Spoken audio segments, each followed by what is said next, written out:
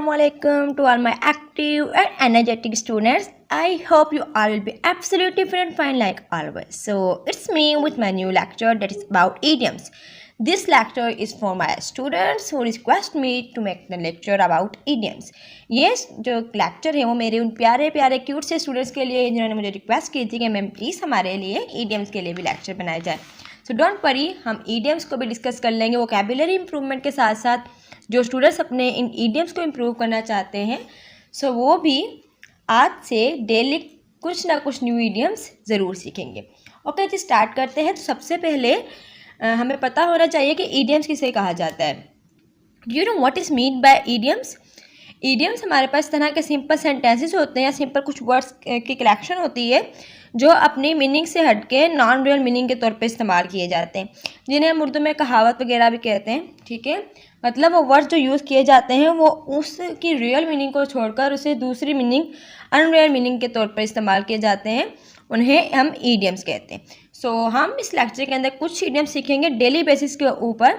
Daily basis पर हम जो है वो 9 to 10 idioms सीखेंगे ताकि हम लोग अच्छे खासे idioms सीख सकें. ठीक है, सबसे पहले स्टार्ट कर लेते हैं. सबसे पहला idiom, याद रखिएगा idiom तब तक मज़े के नहीं लगते जब तक idiom की प्रोनाउंसिएशन अच्छी नहीं होती है. तो हम लोगों ने idioms को पढ़ने के साथ साथ उसकी प्रोनाउंसिएशन पर भी गौर करना है, उसे हमने अच्छे तरीके से पढ़ना है.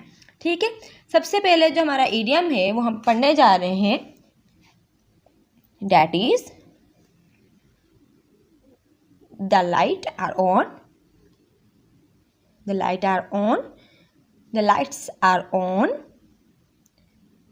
but nobody's home. अब हमने इसको कैसे पढ़ना है? the lights are on but nobody's home. ठीक है, ये हमारे पास एक idiom है. अच्छा, हमने idioms को जस्ट idioms के तौर पे नहीं पढ़ना, साथ में हमने उसकी मीनिंग भी पढ़नी है ताकि हमें पता लगे कौन सा idiom कहाँ यूज़ किया जाएगा. अब हमारे पास ये जो idiom है the lights are on but nobody is home, ये किस लिए यूज़ किया जाता है? इट इज़ यूज, मतलब इसकी मीनिंग क्या है? It means to describe a person who isn't very smart. It describe a person who isn't very smart but try to be smart. ठीक है, हमारे पास ये जो idiom है the lights are on but nobody is home, ये किस लिए इस्तेमाल किया जाता है? ये हम उस पर्सन के लिए इस्तेमाल करते हैं जो हमारे सामने ओवर स्मार्ट या मतलब बहुत स्मार्ट बनने की कोशिश कर रहा होता है, उसके लिए हमने ये मतलब idiom इस्तेमाल किया जाता है उसके लिए. अब इसके बाद जो सेकेंड idiom है हमारे पास आज के लेक्चर के लिए, वो सेकेंड idiom कौन सा है? The next idiom is when pigs fly. It's when pigs fly. तो ये हमारा सेकेंड idiom है. ठीक है, अब इसका मतलब क्या है? इसका मतलब भी जान लेते हैं. सेकेंड idiom जो हमारे पास है जैसे when pigs fly, इसका मतलब ये है something that you think will never happen. Something that you think will never happen. मतलब कुछ सिचुएशन ऐसी होती है हमें पता है ला ये तो कभी होने वाला ही नहीं है, तो पॉसिबल ही नहीं है, मतलब इम्पॉसिबिलिटी वाली सिचुएशन होती है ना, जो हमें लगता है कि इट इज़ इम्पॉसिबल. ठीक है, मतलब हमारी लाइफ में कभी ये पॉसिबल हो ही नहीं सकता, ये कभी मुमकिन होना ही नहीं है, तो हम उसे मतलब कहावत के तौर पे idioms के तौर पे क्या यूज़ कर लेते हैं? One pigs fly.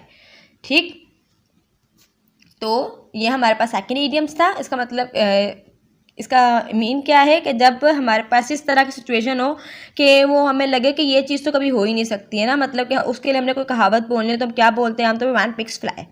और ऐसा पर्सन जो वेरी स्मार्ट होने की कोशिश कर रहा होता है, हमारे सामने ओवर स्मार्ट बन रहा होता है, तो उसके लिए हमने हम कौन सा idiom इस्तेमाल करते हैं? हम the lights are on but nobody is home. Okay जी, अब थर्ड idiom इस देख लेते हैं. थर्ड idiom जो हमारे पास है वो है a piece of cake. A piece of cake. अब अ पीस ऑफ केक जो है वो उसका मतलब क्या है? मतलब किस चीज़ के लिए इस्तेमाल करते हैं? क्या मीन्स निकलता है इसी idiom का? इस idiom का मतलब निकलता है something very easy to do. Something very easy to do, मतलब कुछ ऐसी चीज़ें हैं जो हम कहते हैं अच्छा ये तो बच्चों की बात, मतलब बच्चों का खेल है, ये तो हम ऐसे चुटके में कर लेंगे, ठीक है। तो इस तरह के काम जो हमें लगे कि ये तो करने में बहुत ही आसान है, उसके लिए हम कौन सा इडियम इस्तेमाल करते हैं, हम इडियम इस्तेमाल करते हैं अ पीस ऑफ केक, ठीक है। अब हमारे पास जो अगला इडियम है वो है wall in sheep's clothing.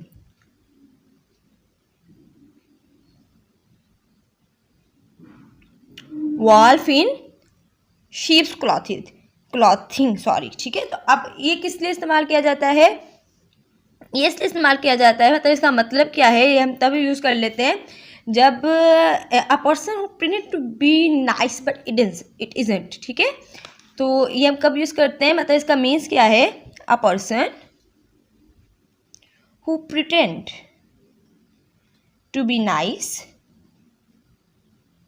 But isn't, मतलब एक पर्सन जो हमारे सामने अच्छा बनने की कोशिश कर रहा है बट वो हमारे पास है नहीं। जैसे हम कहते हैं ना कि वो भेड़िए मतलब की शक्ल में कोई आ गया हमारे सामने, मतलब अंदर से कुछ है और बाहर से कुछ है।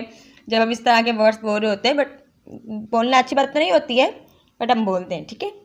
तो उसके लिए इंग्लिश जो इडियम इस्तेमाल किया जाता है वो कौन सा है, वॉल्फ इन शीप्स क्लॉथिंग। इसका मतलब क्या होता है कि एक person a person who pretending to be nice but it isn't, मतलब एक पर्सन जो है वो हमारे सामने बहुत अच्छा बन रहा है पर वो अच्छा है नहीं, तो उसके लिए कहावत इस्तेमाल की जाती है वॉल्फ इन शीप्स क्लॉथिंग।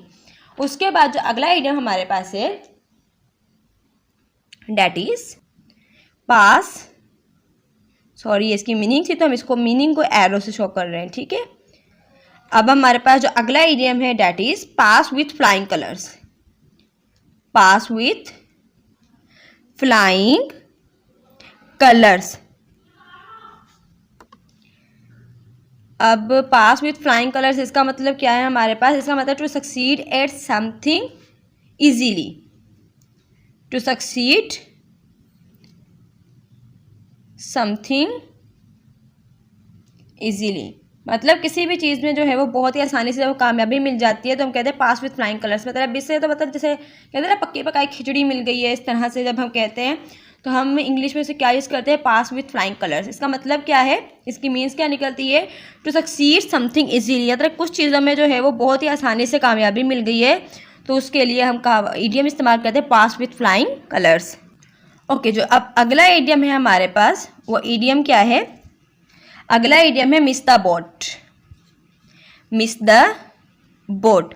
अब इस इडियम का मतलब क्या है, इस इडियम का मतलब है to succeed at something easily, मतलब किसी भी चीज़ में इसका मतलब मिस द बोट का मतलब होता है टू मिस द चांस, ठीक है।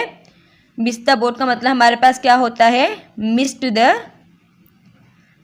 चांस। हम ऊपर वाली इडियम के ऊपर चले गए थे, बट हमारा नेक्स्ट इडियम है मिस द बोट, और मिस का बोट का मतलब क्या होता है, मिस्ड योर चांस। जब हम कोई मौका हाथ से गवा देते हैं तो उसके लिए ये इडियम इस्तेमाल किया जाता है मिस द बोट, मतलब आपने जो है वो अपना चांस गवा दिया है। अगला इडियम जो है वो बड़ा मज़ेदार है और मुझे पता है कि आप लोगों को ये बहुत आसानी से आ जाएगा, बिकॉज ये बहुत आमतौर पे हमारी उर्दू में भी इस्तेमाल किया जाता है और इंग्लिश की मीनिंग भी इसके आराम से निकल जाएगी। अब जो नेक्स्ट इडियम है वो क्या है, add fuel to the fire.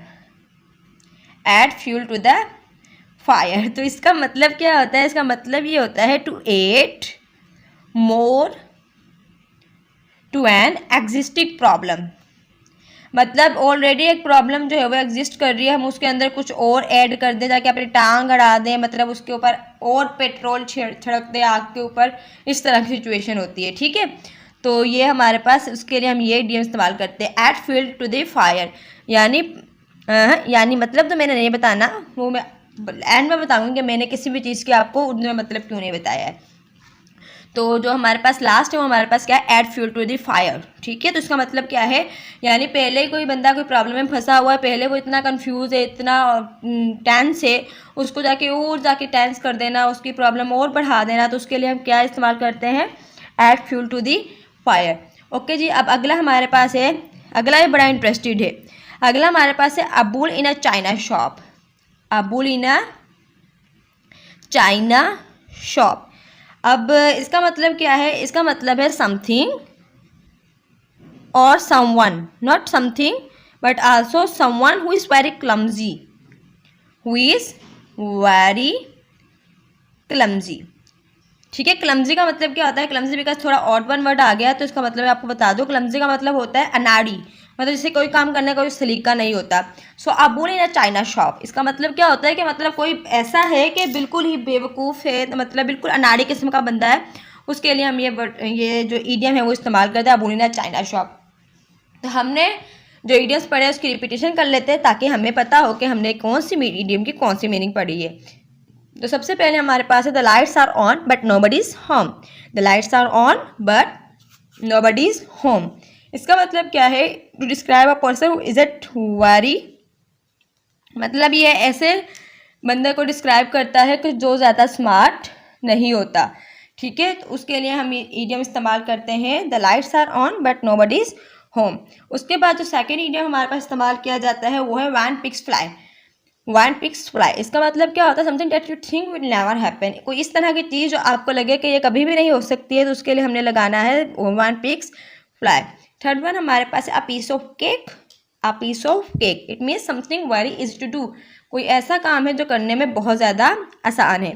फिर उसके बाद हमने यूज़ किया है wolf in sheep's clothing. Wolf in sheep's clothing, इसका मतलब क्या कहा हमने, a person pretend to be nice but isn't, मतलब एक शख्स जो अच्छा बनने की कोशिश कर रहा है बट वो अच्छा है नहीं, मतलब अच्छा शो कर रहा है खुद को पर वो अच्छा है नहीं, उसके लिए हम लगाते हैं वॉल्फ इन शीप्स क्लॉथिंग। उसके बाद हमारे पास है pass with flying colours. Pass with flying colours, ये हम कब लगाते हैं, जब इसका मतलब ये निकलता है टू सक्सीड समथिंग इजीली, किसी चीज़ में बहुत आसानी से कामयाबी जब मिल जाती है तो उसके लिए हम लगाते हैं pass with flying colours. Next one हमने पढ़ लिया जो हमने थोड़ा सा मिस भी कर दिया था, miss the boat. Miss the boat का मतलब क्या होता है, miss your chance. When you miss your chance, आपके जो ईडियम यूज़ किया जाएगा वो क्या होगा, मिस द बोट, मतलब कोई एक ऐसा चांस जो आपको लाइफ के अंदर मिला था बट आपने मिस कर दिया, उसके लिए ईडियम इस्तेमाल किया जाता है। उसके बाद है add fuel to the fire. Add fuel to the fire, इसका मतलब है to add more to an existing problem, मतलब ऑलरेडी जो प्रॉब्लम एग्जिस्ट कर रही है उसके अंदर अपनी तरफ से और एडिशन करके उस प्रॉब्लम को और बढ़ा देना, तो इसका मतलब होता है to add more, add fuel to the fire, उसके लिए ये इडियम इस्तेमाल किया जाता है। तो लास्ट वन हमने पढ़ा अबूल इन a China shop. Abul in a China shop, इसका मतलब ये होता है समथिंग विच वेरी क्लमजी, मतलब ऐसा कोई पर्सन है जो बहुत ही अनाड़ी किस्म का है, तो वो आ गया है मतलब काम करने बट उसे वो काम करना नहीं आता, तो उसके लिए ये ईडियम इस्तेमाल किया जाता है। याद रखिएगा ईडियम्स जो है वो इस तरह से इस्तेमाल किया जाए कि कोई डिसहार्ट ना हो। ठीक है, ईडियम्स पढ़ें, बेशक उसका मतलब पढ़ें, बेशक उसको यूज़ भी करें, बट अपना ईडियम्स को, अपने वर्ड्स को हमेशा सूटेबल तौर पर इस्तेमाल करेंगे, कभी भी अपने वर्ड्स को किसी की दिल आज़ारी के लिए इस्तेमाल नहीं करेंगे। हम सिर्फ ईडियम सीख रहे हैं अपनी नॉलेज के इजाफे के लिए, बट हम इसे रॉन्ग जगह पर इस्तेमाल कभी भी नहीं करेंगे। So I know my students are very good, और ये हरकत वो करेंगे भी नहीं। ठीक है, सो ये हमारे पास ईडियम्स थे। इंशाल्लाह in the next lecture will discuss about next idioms. ये 9 ईडियम हमने इसमें पढ़े हैं, और इसी तरह से 8, और इसी तरह से 8 ईडियम्स जो है वो हम आगे भी पढ़ेंगे। थोड़े थोड़े करके हम इंशाल्लाह 100+ ईडियम्स इजीली सीख जाएंगे। तो मुझे इजाज़त दीजिए, अपना बहुत सारा ख्याल रखिएगा। If you have any problem you may ask any time, we are available for you all time.